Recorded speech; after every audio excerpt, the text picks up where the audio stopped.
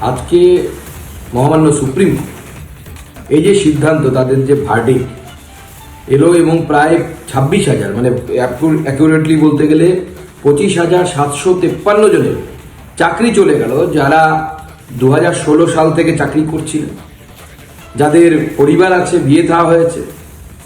আজকে যোগ্য যারা যারা পরীক্ষা দিয়ে চাকরি পেয়েছিলেন, যারা শিক্ষক হয়েছিলেন, তাদের চাকরি আজকে চলে গেল শুধুমাত্র মমতা বন্দ্যোপাধ্যায়ের পার্টির লোকেদেরকে, অর্থাৎ অযোগ্য যারা যারা পয়সা দিয়ে চাকরি পেয়েছিল, তাদের চাকরিটা বাঁচানোর জন্য মমতা বন্দ্যোপাধ্যায় এই পুরো 26,000 লোকের চাকরি বলিদান দিয়ে দিলেন। এর জন্য দায়ী হচ্ছে মমতা বন্দ্যোপাধ্যায়।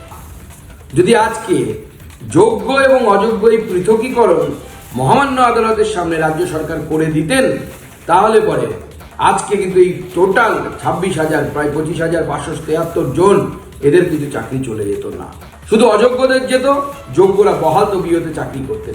আজকে মমতা বন্দ্যোপাধ্যায়ের জন্য, মমতা বন্দ্যোপাধ্যায় পার্টির এই দুষ্কৃতীদের জন্য, যারা ঘুষখোর, জোচ্চোর তৃণমূল নেতা, তাদের জন্য এই এতগুলো পরিবার আজকে রাস্তায় বসলো। আমরা ছেড়ে দেবো না। আমরা আগামী দিনে মমতা বন্দ্যোপাধ্যায়ের সরকারকে এই তার চেয়ার থেকে উঠিয়ে ফেলবো। এর জন্য দায়ী হচ্ছে মমতা বন্দ্যোপাধ্যায়।